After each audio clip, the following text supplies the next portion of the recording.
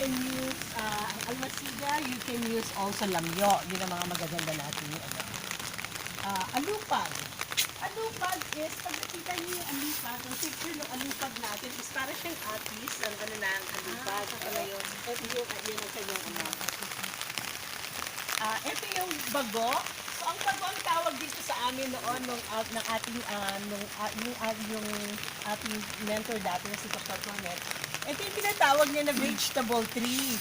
The reason for this, kasi sabi niya, kayo kung magtatanim kayo, magtanim tayo ng ating mga vegetable trees. Why? Kasi ito kinakain, edible ang mga young leaves niya. So,